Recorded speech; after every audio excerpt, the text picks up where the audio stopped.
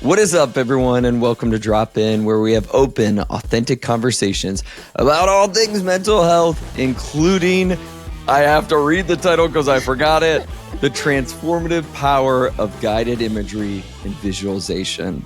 Love it. Dr. Jackie, what's happening? I'm definitely surviving, not thriving today. Has the bubonic plague grabbed you? Yeah, I am in slug mode today. So if I sound disgusting and sick, it's because I am. Sorry in advance. It's because I absolutely am. It's just an accurate assessment if you think I sound that way. Correct. Oh, when you're sick, what's your go-to? What do you do? Are you, how do you remedy that? Usually it is like a full slugfest. Like I need to just rot in bed and let myself rest. That's the solution. Full bed rot solution. You're not like a ginger ale, saltines. Are you a Price is Right girly? I feel like I associate ginger ale and saltines with like the stomach flu, and only that. It's the only time. That is the only time that combo is ever okay for me. No one is consuming these things at any other time. Especially saltines. That is fair. Especially. Who's out there just munching on saltines year round? It's like a chicken noodle soup kind of vibe. Yeah. I think my mind would jump there. If you're like, hey, eat these saltines, I'd immediately be like, my brain is thinking I'm ill now. Yeah, like, did you just get the stomach flu? The power of the mind, which is what we're going to talk about today. Guided imagery, visualization, topics that we're both very interested in. Did our dissertations in the realm, both of us in this realm. It's actually really funny. I never thought about that. You never thought about that? No, both of us did our dissertations on like very similar things. That's why I fell in love with you. The only reason. That's actually top of the list. There's nothing else under it. The rest is just blank. All the dissertation, lust and love. Here's a question I want to start out for you. Okay. If you're giving me an intervention of something you want me to visualize to improve my life, what would you want me to visualize? Oh, man. That's actually so funny. The top two things that come to mind are, one, learning how to get into bed without ripping all of the blankets off the bed. Being the top number one, and a close second would be visualizing, listening to your phone and scrolling Instagram and TikTok without your phone on like level 1,000. That is my most like dad quality. That is like by far your most toxic trait. My phone might as well be hooked up to a JBL boombox at all times. Why do I have it on volume 100? It is literally so loud, and I will like share this for the listeners right now. Last night, literally, I was in bed watching TV, and in the other room, Justin is like scrolling through TikTok, and it is so loud that I could not hear the TV that was 3 feet in front of me because his TikTok was so loud. And I was like yelling at him from the other room. No response. Did not hear a word I said because his phone was so loud. And I literally come like running out into the living room like, what are you doing? And he like is jolted. I was startled. You scared me. Literally, phone is always on max volume. It feels like I'm at the movie theater. A little surround sound as I watch my Pomeranian videos. Yeah, same. I feel like I'm also at the movie theater for a movie that I did not choose when I'm also trying to watch something. I don't even realize. I don't do it in public. I'm not one of those people. But at home, for your wife. only the best for you, babe. But in my living room, why do I have my phone at 100% while I watch these reels? I'm gaining some insight. Sure. But it It feels like a little surround sound. I'm there. It's quite the experience. It's quite the experience. A very sensory experience. The pulling the sheets across the bed, I think there's something wrong with our comforter. Like as soon as I just try to roll over, it creates this like inertia vortex that you just get swept away in. Yeah. I think it's physics. I don't fully understand. Fly across the room. It's not intentional. It's not intentional. But when I roll over aggressively, though. I feel like it's not intentional at this point. It's pretty absent-minded. But I just I just get caught up in it. And there's been times you've been thrown across the room. I've had to scoop you up because you land in the closet. Pull me off the floor. The visualization I'd have for you is slow down to let this really encapsulate. I'm in a dream when all of a sudden I hear a noise. Beep, beep, beep, beep, beep. Beep, beep, beep, beep, beep. All of a sudden my eyes open. I sit myself up in bed. I hit stop on my mother trucking alarm. And I gracefully lift off the bed and begin my day. What is that like? Instead, I listen to your 12 freaking alarms when I wanted an extra 30, 40 minutes of sleep. And now I'm wide awake. Yeah, well, clearly my brain also wanted an extra 30, 40 minutes of sleep. No. And therefore did not hear said alarms. We fight about this all the time. I'm like, when is your first alarm going off? Because that's when I'm waking up. Oh, it's 7 a.m. There's my first alarm. And by your 12th alarm, you're up at 8:20. I've been up. Mm-hmm. You mean you've been listening to TikToks on level 100 on the couch? I've transitioned to my surround sound TikTok listening on the couch. Welcome to a day in our life. What the hell are we talking about? Guided imagery, visualization. These are two concepts that they're not exactly the same, but they have a lot of overlap. So I jotted down some definitions here. Mm-hmm. When we talk about guided imagery, it's the process of someone guiding you through a detailed mental image that may or may not engage with your senses. Mm-hmm. So it's someone guiding you to picture, see, imagine in the mind. We'll get into what it's used for.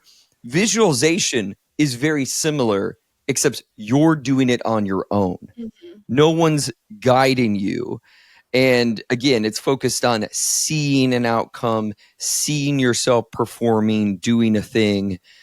And one of the differences that we had talked about before when we were doing a little chat of like, oh, what's this topic about, is in visualization, it's often, or I would almost argue almost always, something you're about to do.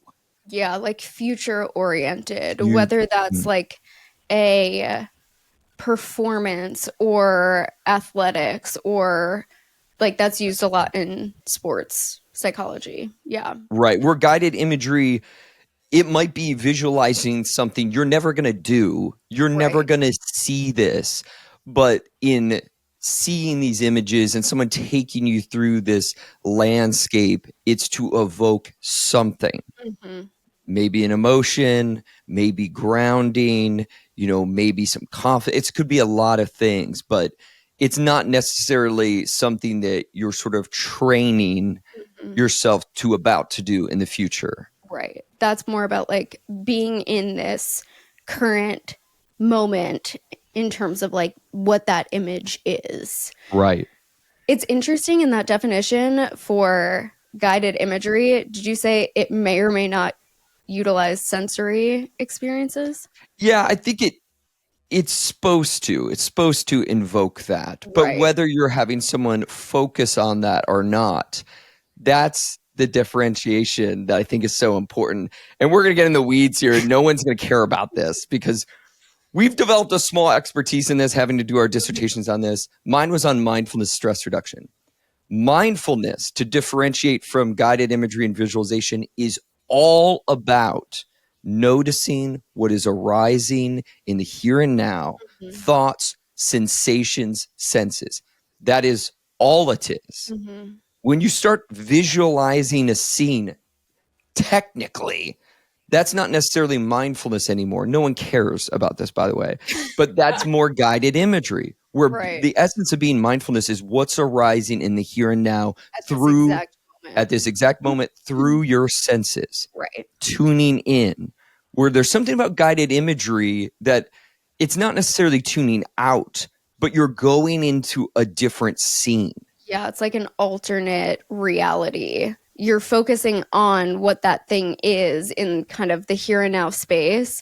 It's not necessarily future oriented. It tends to be in the here and now, but it's an actual like scene that you're visualizing. It's not what is going on in your current environment that you're seeing or experiencing.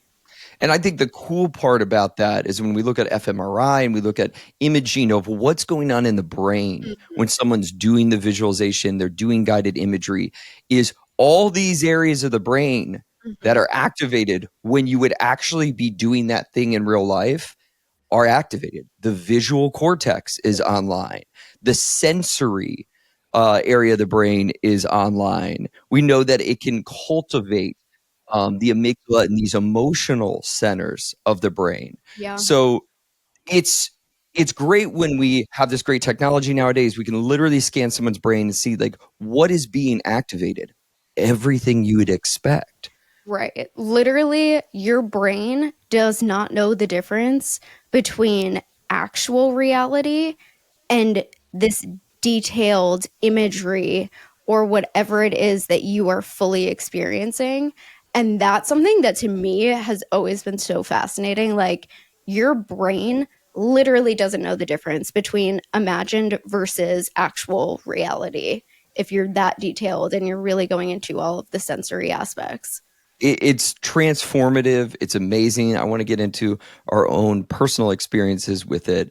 But this is why it is so helpful for people who get stuck in catastrophizing. Mm-hmm. When we talk about anxiety, we talk about depression, even when we talk about these trauma states, when you get locked into them, it becomes your reality. Right. And sometimes people have a hard time in the practice of any of this guided imagery visualization because it's a foreign language. It's so new to you. Mm-hmm. But just as we spend all day thinking about these awful catastrophizing scenarios that are never going to happen, by the way, Mm-hmm. your brain and body doesn't know the difference. Right. You're literally responding to what those thoughts are. And again, we don't have 100% control of our brain. We talk about that all the time, me having OCD. But in catching it Mhm. in the moment and practicing something like this topic of guided imagery and visualization, it's allowing your brain to do something else Right. and create a landscape, an emotional experience, and pivot from, again, the spiral that we know happens with so many different, mental health difficulties. Totally. What has been your experience, personal experience, guided imagery and visualization?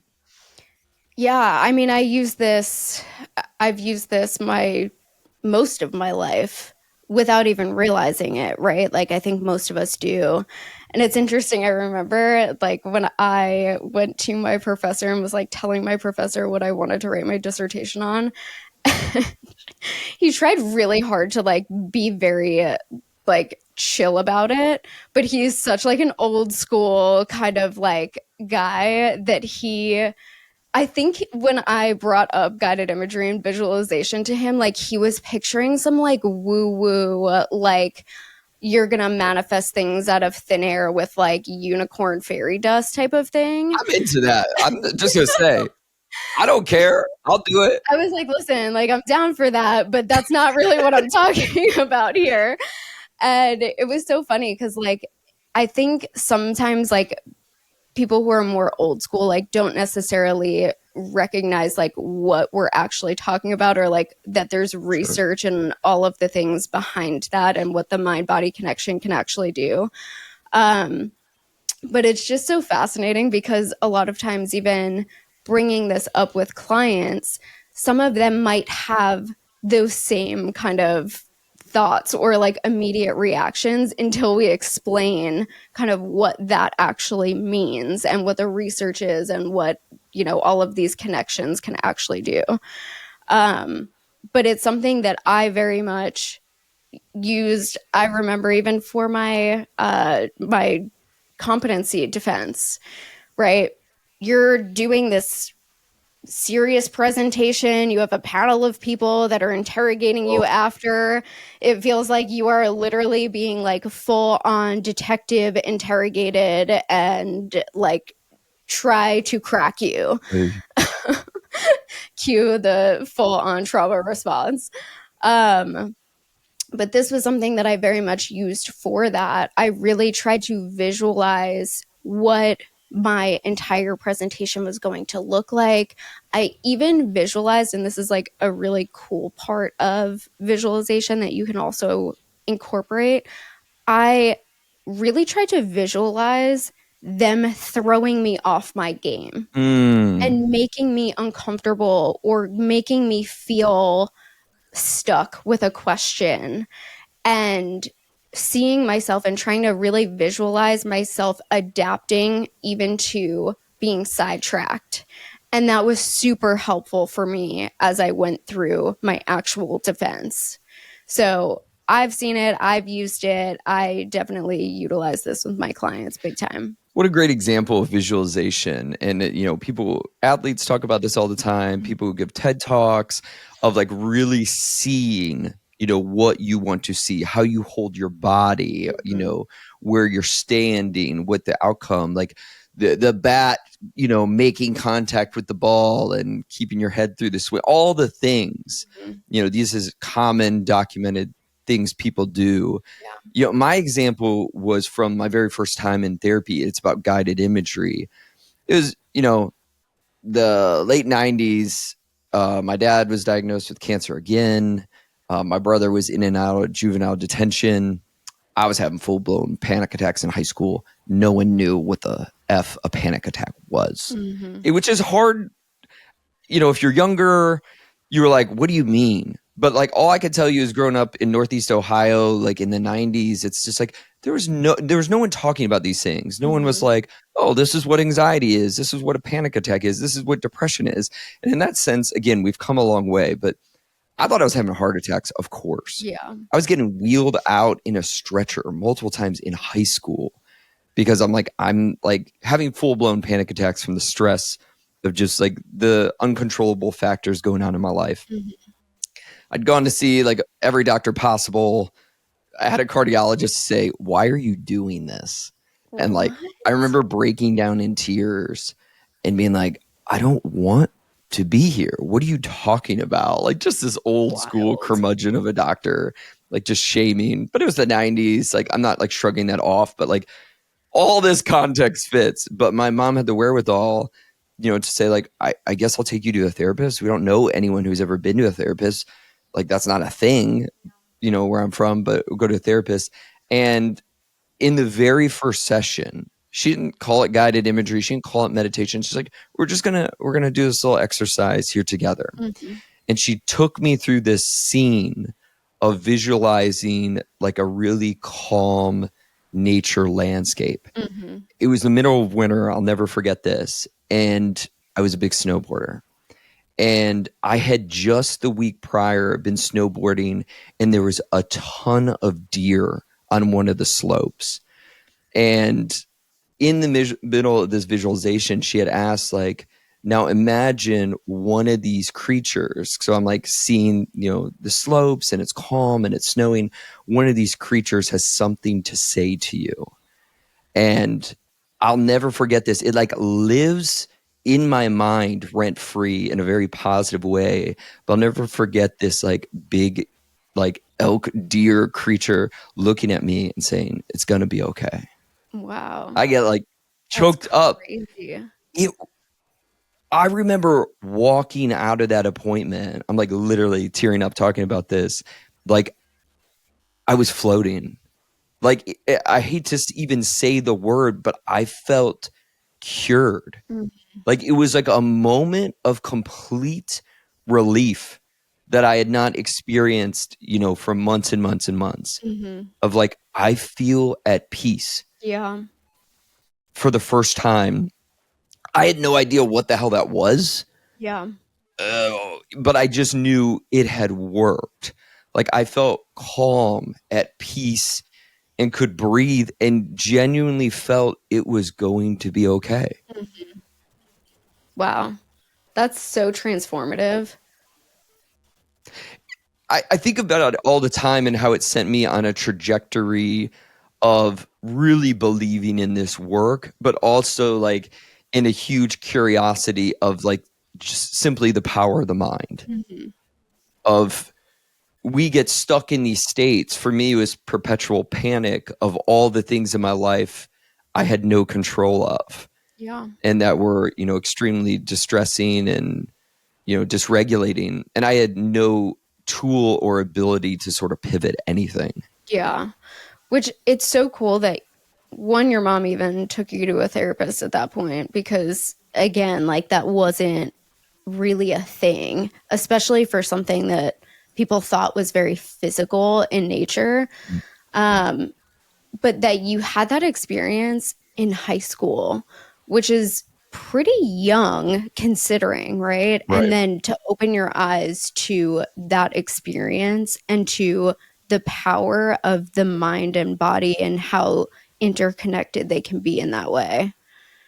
Yeah, transformative is like the only word I can use to describe that. Mm-hmm. Um, where it just completely 180s the emotional, the cognitive state, the everything, and give you that sense of hope, which I know is like at the forefront as therapists of what we're trying to do for people, Yeah. is to give them enough hope for them to see that things can be different, things can feel different and change, sometimes surprisingly quickly, and sometimes, of course, you know, up and down and all over the place, but it's the slow progression. Yeah.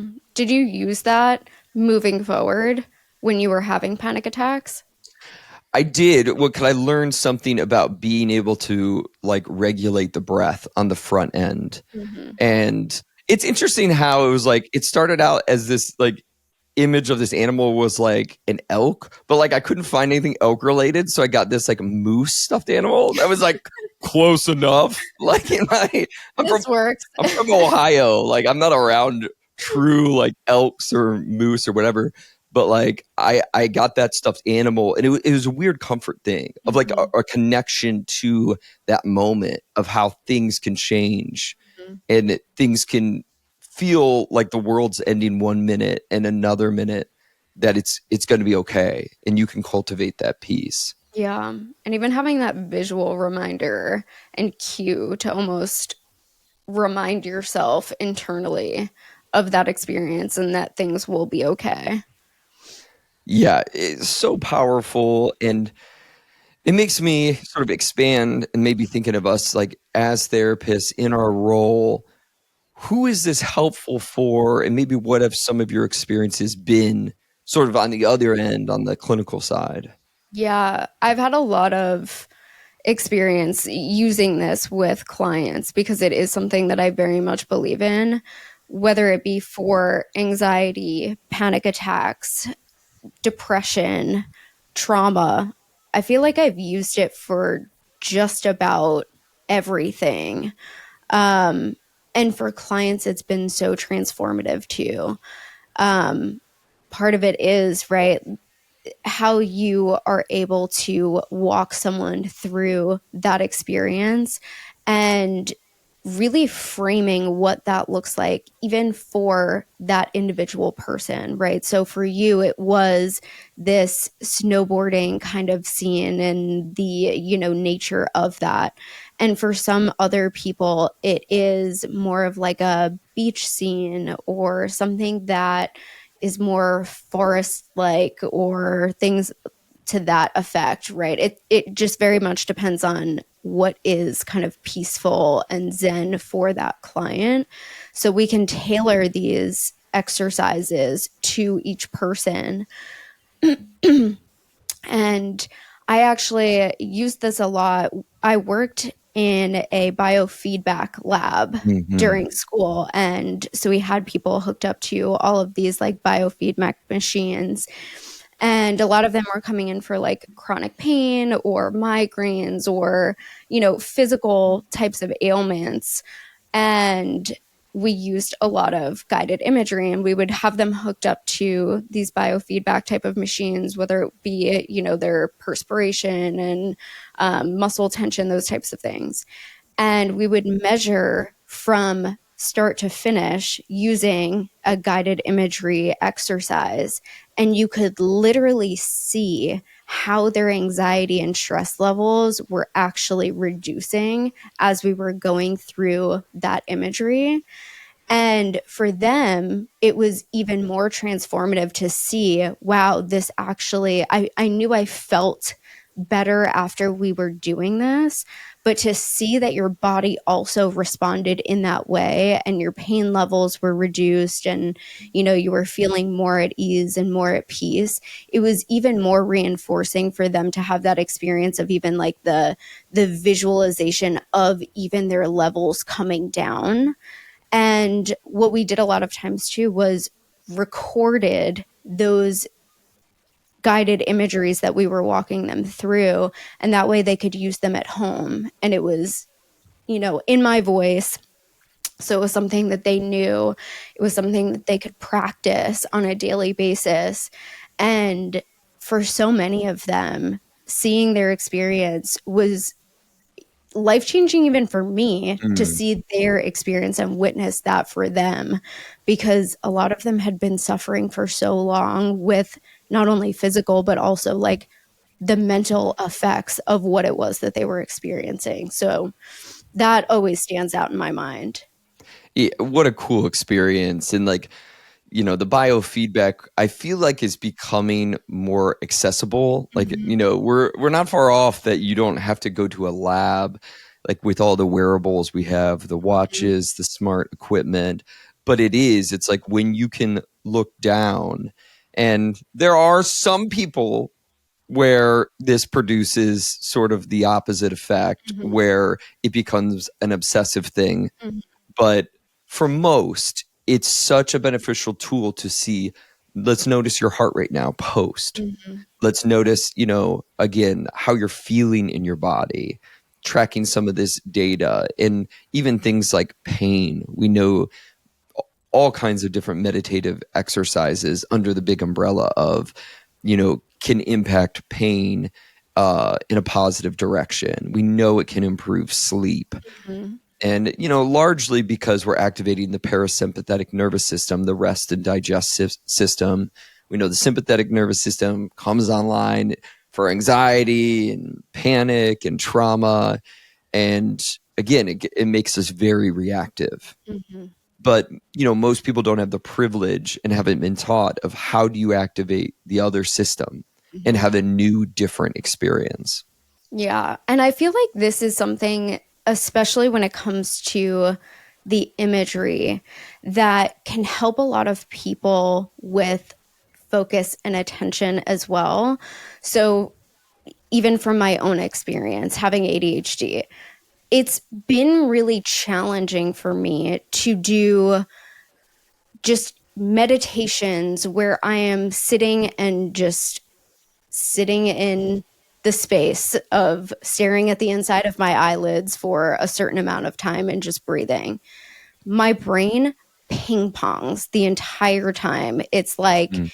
it almost ramps up sometimes, um, because of all of the space that Mm-hmm. it has. Right. And so for me, this was something that was so helpful to be able to actually focus my attention on something that I could really engage all of my sensory systems and focus my attention in a way that didn't feel so unstructured and so out of control in a lot of ways, and felt like I could really regulate my own nervous system and attention.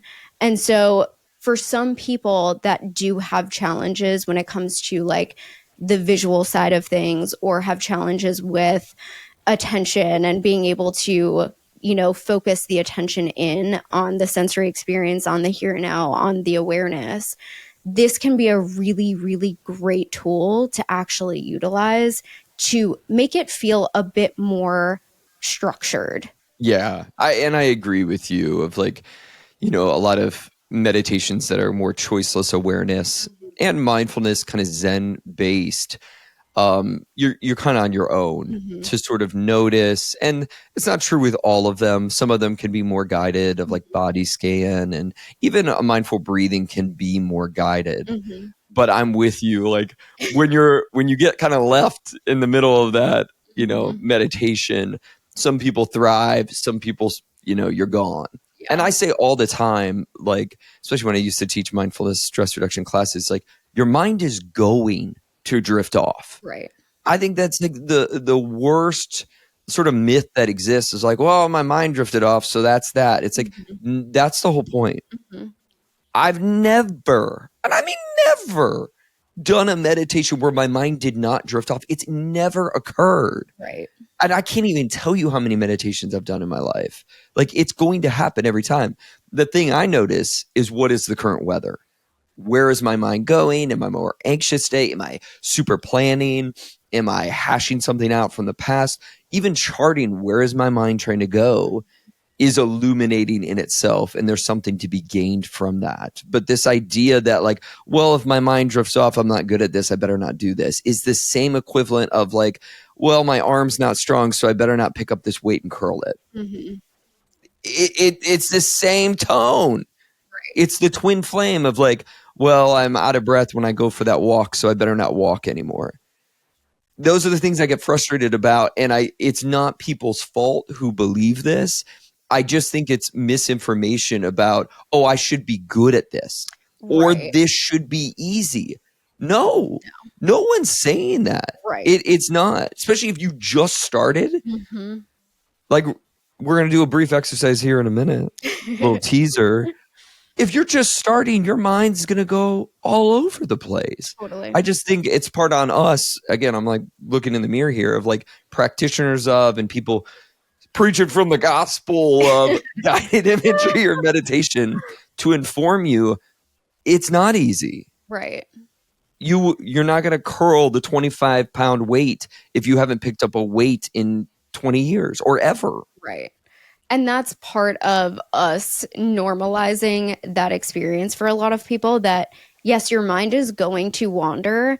And even when I've done, guided meditations for myself, I've always chosen ones that really pull you back in, because it is normal for your mind to wander, and it feels normalizing to have someone guiding you saying, yes, your mind is going to wander. Where is your mind at right now? Let's pull it back into this current moment, because it's very normalizing that this is a part of the human experience, that our mind is going to do that. And kind of pulling it back to this present moment, or whatever it is that you are doing in that moment, whether it's, a guided meditation or a guided imagery. And it's interesting because visualization, I would say, is a little bit different from the imagery side of things, where even thinking about more future-oriented things, or how to kind of utilize, I guess, even trying to think about, I know we have talked about this before, and so even in this moment, I'm trying to think about what category that would fall into, of how some people have utilized this in conjunction with like cancer treatments or immunotherapies, and visualized exactly what is happening internally and what the chemo or medications that you're doing or taking or treatments that you're doing are actually doing within the body. And so there are these, again, I don't know if it would fall into expectation bias. And no, I'm thinking of like what category that would fall into. Like, is that a guided imagery or is that a visualization? One, I don't think it really matters, but I appreciate it. This is the scientific stuff we get stuck in. But there's so much overlap between the two. It's basically like, is somebody guiding you through it, or are you just imagining it in your mind? Right. It sounds like it's sort of in the middle. You might be Yeah. doing it on your own, but it's sort of imaginatory of like, you're not going to see this process, but it's within you. Right. Yeah, it's so interesting. There's so much research that actually is out there on these types of things that, again, a lot of times people kind of think it falls into this like woo woo category a lot of times, but there is actually evidence to support it, which is so cool. Yeah, the improving of your immune system is like the most obvious and the studied one. And yeah, there could be people out there, it's like, well, you're just reducing cortisol in the bloodstream, which is a big stress hormone, and that's why it's improving. But we know it's a powerful effect. Like we've, got moderate effects out there of Mhm. a immune system improving. So again, yeah, we've looked at this for a lot of different things. Even in terms of like rehabilitation, Right. that was one of the major things that came up when I was writing my dissertation too, was that there are such cool rehabilitative aspects to this, whether it's people who are recovering from strokes or traumatic brain injuries or spinal cord injuries, things to that effect, where people have to either relearn how to walk or utilize mobility and those types of things. And they were using visualizations and measuring those muscles that were associated with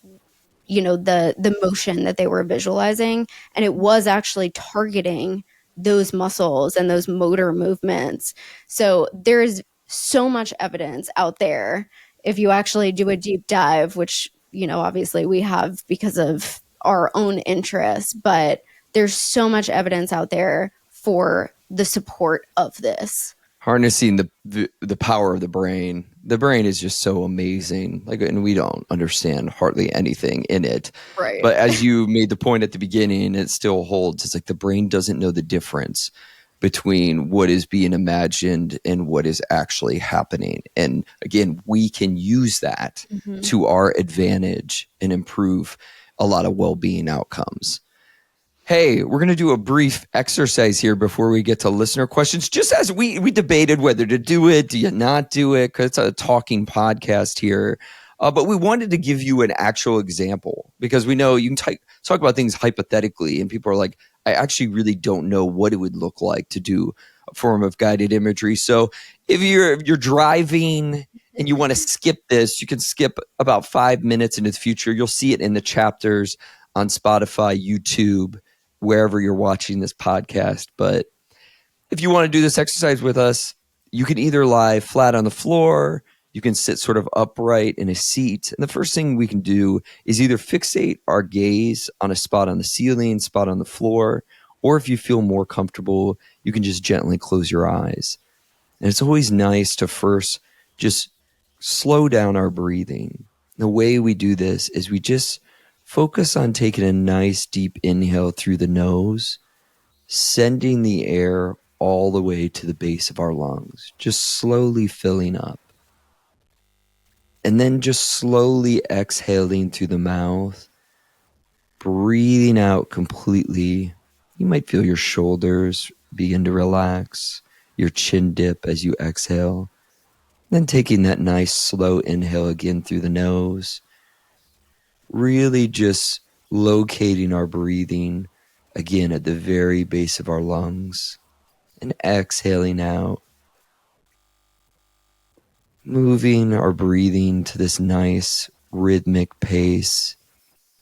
Taking one more deep inhale through the nose and exhaling out through the mouth, releasing, and just keeping our breath in this nice rhythmic, deep inhales and slow exhales. And then allowing our mind to paint a picture for us. And what we want to see in our mind is a large, sprawling, beautiful tree. Imagine you're standing out in the sunlight and you're looking at this tree. sprawling, reaching in all directions. Could be one you've seen in real life. It could be one from a movie or one you're just imagining. But you're feeling the sun on your skin and you begin to walk towards the tree. You move into the shade under these branches, which are sprawling in all directions. And you walk all the way to this base, the trunk of this giant tree. You're looking up at it in awe, noticing how solid and still, even noticing its roots going underground. And you place your hand on the trunk, feeling its texture and feeling how solid, grounded, immovable this tree is. And then really looking up at the branches, just imagining how over many years it's grown upwards, enduring many different storms, growing stronger as it both roots down into the ground and sprawls out, creating this gorgeous canopy. Really breathing in, smelling the tree, noticing how it feels to be under this protective shadow of this grounded, stable, beautiful tree. And taking in all the sensations you feel, you too feel a sense of being grounded, stable, and even imagining how you too have endured different storms, different weather, and yet you're still here, growing, expanding, and finding this sense of stability and comfort under this beautiful canopy. And you take in all the sights of this canopy. You begin to walk out of its shadows, of its branches, moving back into the sunlight, feeling the warmth on your skin. You take a look back at this beautiful tree, grounded, rooted, stable, and taking one last breath in, imagining this beautiful sight. Exhaling out completely. And then, whether you're on the floor, whether you're in a seated position, you can begin to move your hands, your toes. If your eyes were closed, you can slowly let the light come in. Just becoming aware of your time and your space, aware of maybe how you feel in your body. Just coming back into the present moment.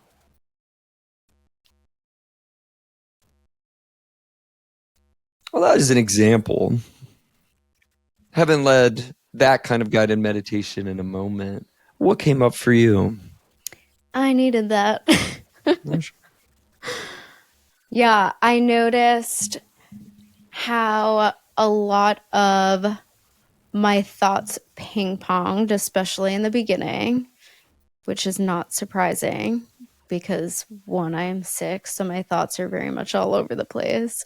But also, that's how it is in general, being a human and trying to focus your energy and attention during any kind of imagery.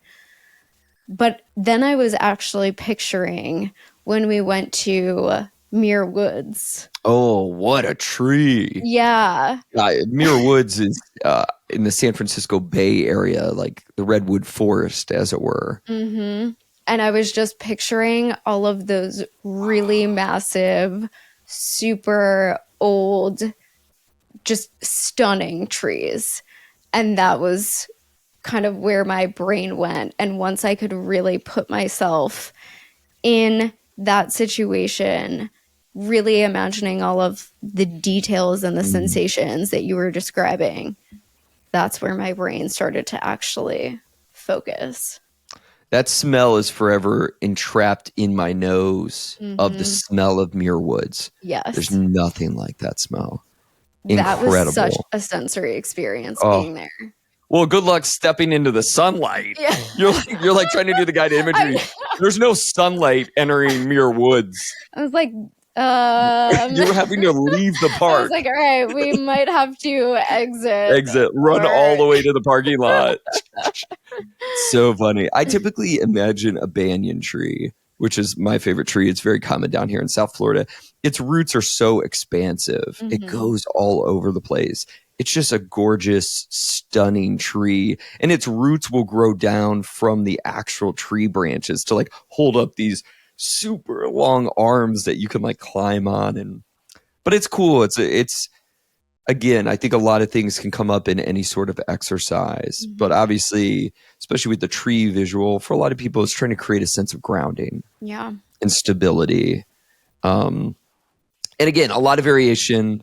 There's so many different ways you can go about guided imagery with different sort of purposes. With this one, the main one, feeling a sense of grounded in a moment when our brains, and whether it's illness or just anxiety or too much caffeine, I can't relate to that, can make us feel really scattered. Let's get to the listener questions. My favorite. I'm saying that deliberately so Spotify makes a new chapter for all those that skipped that guided imagery. Hey, Christine from Canada. How are you doing up there, friend from the north? How do you support clients with non-visual brains? Great question. A lot of modalities seem to revolve around remembering, imagining, visualizing, and that's not something that my brain does. A few people asked this question. It was a common one. I have some thoughts. Yeah, I love this question. You want to start? This is where I feel like, in truth, I don't think every intervention is a perfect fit for every person. Like, I just think I want people to hear that validation. As I earlier talked about, that it's not easy and it's hard and these things. I don't hold the belief, though, that this has to be a good intervention for everyone. That I don't. You know, again, it's sort of like exercise in the sense of, does every single person have to love rowing? Rowing's great for cardiovascular, by the way. Gross. Second best cardiovascular exercise you can do is rowing. I believe that. Number one, cross-country skiing.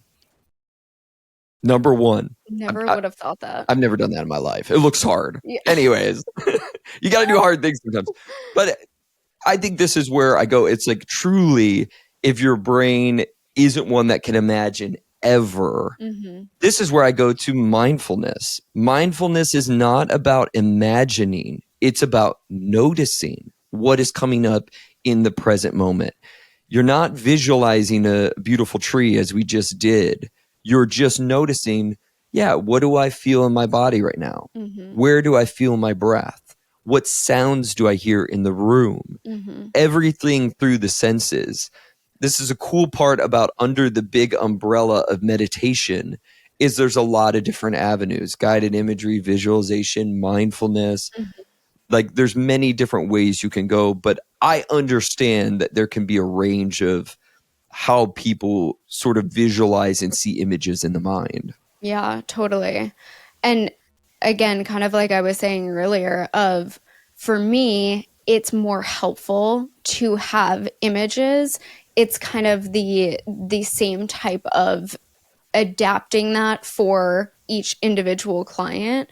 So for someone who is not necessarily a visual image type of person, absolutely going through what the other sensory experiences are in the here and now, and really being able to utilize other mindfulness approaches can for sure be helpful. Love the question, though, and really good. It's about adapting. And I will say, people have been surprised, meaning this is getting to our next question a little bit. I think anything's worth a try. There's that aspect I feel too. And maybe you have. You're like, I've tried like 5 or 6 guided imagery things and I get nothing out of it. I trust that enough. But I think many people are surprised. And the thing you touched on, which is so true, is many people, and I don't think they're wrong in assuming, but many people with ADHD will be like, oh, I cannot do any form of meditation. Mm-hmm. The research would say otherwise. The research would say you stand to gain the most. 1000%. The most. Mm-hmm. And again, I think our shortcoming is not sort of validating of like, oh, it could be very difficult and it's okay. It's okay if your mind drifts off 100 times. It's about the continuously coming back. Mm-hmm. Can I notice myself playing out my day and be like, oh, shoot, focus on my breath? Can I notice myself, worrying about something I said earlier and now I'm like, oh, back to the tree? Mm-hmm. Because that's part of the process. That's just how it is. Absolutely. Great question. Rosie from Washington. Oh, talk about another forest experience up in Olympia where my aunts live. Oh, my stars. I've never been in a more green forest in my life. Really? It was the greenest. Like it was just a park in the middle of Olympia, Washington. It was so green. I'm like, I've never seen anything so green and like damp and mossy. Now I'm all in the forest mode, but also so cool, like amazing. Anywho, Rosie's like, I don't live anywhere near there, but thanks for that, by the way. Rosie says, I always resist my therapist guided things like centering, 5, 4, 3, 2, 1, etc. But I want to do them. Why in the moment do I resist? And is it so annoying to him being the therapist? I love this question. Oh, it's a great one, Rosie. Love this question. I first take is I definitely don't think that that's annoying, that there is resistance. I think that is, one, very normal. Two, when clients bring up to me that they are feeling avoidance of something or resistance towards something, to me, I am so grateful that they are bringing that up because, one, it means that they feel comfortable enough to share that feedback. Two, that we can actually work through what that avoidance is for you, right? So for some people, it might be, I've never done this before. I don't know what this is. It feels uncomfortable to try something totally different or to focus my energy and attention in this way. For some people, it is really like, my brain doesn't necessarily work that way. Is there an adaptive way that we can do this? So I am fully supporting anytime that you feel avoidance or you feel resistance to anything in therapy, whether it's imagery, mindfulness, any of the things. I think that's always helpful to bring up and to explore because I think it can be helpful moving forward in terms of what the treatment can look like and really being able to gain insight into what might be behind that avoidance and ways that either you can move through that avoidance or redirect or adapt something for yourself. I'm just going to put it out there. Your energy has lifted since that guided meditation. I feel more focused. You're a new person. I'm just letting you know. I'm not gonna lie. Halfway through this podcast, I'm like, Jackie's kind of halfway home. I was today. in outer space. She's kind of out there. We sometimes debrief after these recordings of like, oh, how was that for you? As we therapists do, annoyingly. But I was like, oh, I can tell, babe, that you're kind of like drifting. But hey, you're renewed. You're a lived example of guided imagery. Just perked you right up. There it is. The sharpness of it all. Exhibit A. You watch the first half of this podcast, and then you watch this last half, and you see. There is your research evidence right there. I'm literally amazed. We just documented it. Maybe we need to do that before every podcast. Yeah, maybe we should. God, top of the charts if we do. Number 1 podcast in the world.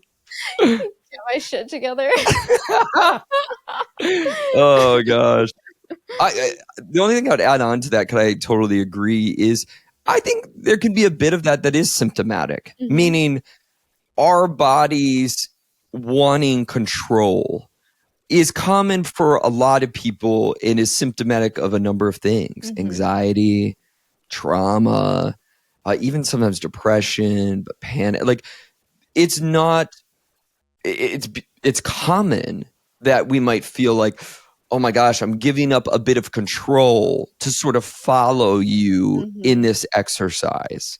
Like I just think that's real common and valid and takes practice. And yes, like there was nothing more when I would lead like any sort of guided exercise when someone would just be completely transparent of like, I could not listen. I got distracted on this. Oh, great. To me, as my old supervisor used to say, it's all grist for the mill. But great, where did your mind go? Because no matter what your experience is, it's communicating something, and that something's usually important. Totally. Of I felt like my body tense up, and I felt like, I didn't know, what was going to happen next, and I don't like it when I can't predict what might happen next. There's just a lot of ways that can go. But I would process that. I think that's awesome that you're recognizing it. And trust me, you're not alone. Definitely not. Nothing uncommon about that experience, but getting curious about it and seeing where that's sort of rooted for you. Oh, great therapy right there. Awesome question. Melly from Switzerland. Love that. I don't know much about Switzerland except I feel like their education system and health system is like superior to ours in every way. I mean, aren't most. Oh, cries an American. Hey to you. What do you think about guided imagery for traumatic memories? Another great question. How should it be used and how could it be harmful? For example, I was considering doing this with my therapist once to visualize a safe space, but also it can be used for memory itself and make it less intense? Question mark. Thanks a lot. I love this question. This is a common concern people have. Yeah. It's interesting the ways that I have used this for trauma. A lot of people that experience trauma have lapses in memory, right? So certain parts of their childhood are kind of missing, or they can remember bits and pieces of certain traumatic experiences, but there's a bit of a block there, which is very normal. That's part of our defense system, which protects us. And a lot of clients that I've worked with want to have more of that experience or that memory so that they can work through it. And so I have definitely used this with clients to kind of go back into that traumatic experience in a safe setting, in a safe place that it feels guided enough for them. And so it feels structured, it feels controlled, it feels safe.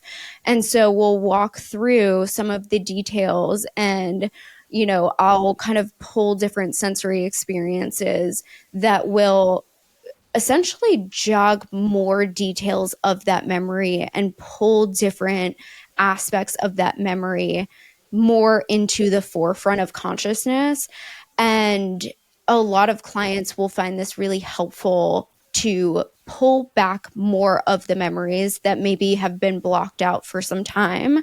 And then it gives us the opportunity to then work through that experience, work through, the memories that are coming back and are coming up, but in a way that feels safe and controlled and structured enough. But I also love using that in terms of actually creating a safe space as well. So I think it's very multi-use in that way. Yeah, the research would say overall it's beneficial. And I think this is where I'm a mindfulness purist at heart. I'm too deep in the weeds of the practice of mindfulness, and it resonates and works for me. I think this is an area where guided imagery specifically is sort of superior in the clinical sense. I don't know of any research comparing those two head to head. I do know of research for just mindfulness, of sort of like being aware of what's coming up in the here and now through your senses, that there's a small subset of people that can get activated. The trauma can get activated. But why I would say guided imagery is superior of there's no intervention. And I'm telling you, no intervention that is completely safe of triggering. There's not. You walk into the office and I ask you how you're feeling. That's not safe from trauma. So just to kind of put that out there of like, there is this overall truth of leaning into your mental health in itself is triggering. So this idea that, any intervention is completely safe is not true. And in fact, in therapy, we are trying to lean in and make progress through some of the triggers. This is the point of ART therapy, EMDR. And again, we don't want to get overwhelmed and flooded to the point where, we're stuck in dissociation. That's not that helpful. But to get activated is kind of the nature of therapy in itself. So again, long-winded way to say the guided part of guided imagery, of creating a safe space, of really getting focused on an image of a scene, again, probably more helpful than not compared to mindfulness, which is more just noticing what's arising in the senses. Yeah. And I'm even thinking about exposure therapy, right? There are a lot of visual kind of ways that you can re-experience either traumas or, things that are bringing up a lot of avoidance, or even within, OCD or those types of phobia-esque things, that you use this kind of in vivo, like imagined exposure to that thing that you might be actively avoiding, or, have some sort of anxiety or phobia of. And this can also be part of that, is doing the mental rehearsal, essentially, of bringing up that feeling, kind of like Justin was saying, that activation of that feeling, of that experience, and being able to then work through that. And that in turn brings the intensity level down. Right. Such a great question. And again, overall beneficial and recommended based on the research. So like in some, especially if we're going to go more, we did a guided, imagery exercise that can evoke a lot of different things. For the visualization part, if a client comes in, who would be ripe to sort of practice visualizing? When I think about visualization, I think a lot more in terms of sports, athletics, performance, A task. or some type of thing that you can do mental rehearsal for, in preparation of an event, a performance, an outcome that you are looking for, and being able to kind of practice that mentally in advance and practice navigating and adapting to things that might come up, whether that's feeling anxious, whether that is a question that kind of makes you uncomfortable, whether that be an interview process for Absolutely. a job, or something that you are, or a school program that you're looking to get into. This can be really helpful to, one, manage the concern, the anxiety, the, anxiousness that comes up for a lot of those different situations, but also to navigate in advance. If I do feel anxious, how am I going to then feel like I can pull myself back into that moment and see myself navigating through the hard, difficult, challenging moments within that process? And so that way, if and when you are going through that experience, you're interviewing, you are, doing the presentation, you can navigate easier because you have mentally rehearsed that. I think it's so cool, like the research that's out there, classic of shooting free throws in basketball. Yes. And the one group was instructed just to visualize every step of the process of shooting a basketball and making it. Mm-hmm. The other group went out and just practiced shooting free throws. Mm-hmm. And then they went into the experimental part. And the group who had just visualized making made more than the group who had just shot free throws. Isn't that wild? Wild. And again, goes to the point of visualize what you want. Mm-hmm. See it in your mind. How do you want to be sitting in that chair? Mm-hmm. how do you want to respond when you get hit with the good question of like, oh, that's a really good question. Let me pause for a minute as I think about that. Thanks for that. But these little nuances of like, how would you like this to go? Can you see yourself in that? Can you see yourself looking at the person, smiling as you answer, and have this thoughtful response to, tell me about the last time you had conflict at your work. God, that question always gets me. You mean when I cussed out my middle manager? But whatever it is, I'm with you. It's about a task. It's about a performance. And it's about knowing you are better off seeing through your mind what you would like to happen than spiraling in the catastrophe. Totally. And most of us don't take this time and do this. And if you can't, another caveat, if you're someone who can't visualize, I have seen that writing it out, writing word for word what you would like to happen and reading it back can help some people who can't just sit there and see it in their mind. Right. It helps to encode it in a different way. And even in terms of some of the changes that we make in therapy, right? So, for example, someone who feels like they are stuck in people-pleasing types of tendencies, right? It can be really challenging and intimidating for someone to, rather than immediately say yes to someone's request, to say, no, I can't do that, or to go from yes to no, or to I'm not sure, or any alternative. So even sometimes when it comes to thinking about shifting a certain behavior and trying to encode it to make it a bit more second nature, automatic, this can be a helpful tool of, okay, what if we try to, in these situations, visualize yourself saying, instead of an immediate yes, let me check my schedule. Love it. And actually doing the mental rehearsal of that. So rather than the immediate yes coming out of your mouth, you've mentally practiced and rehearsed this new automatic line that you are going to say in response, because that can feel really intimidating for some people. And also, it's difficult to completely rewire your brain overnight. And so this is part of kind of the activating process of that.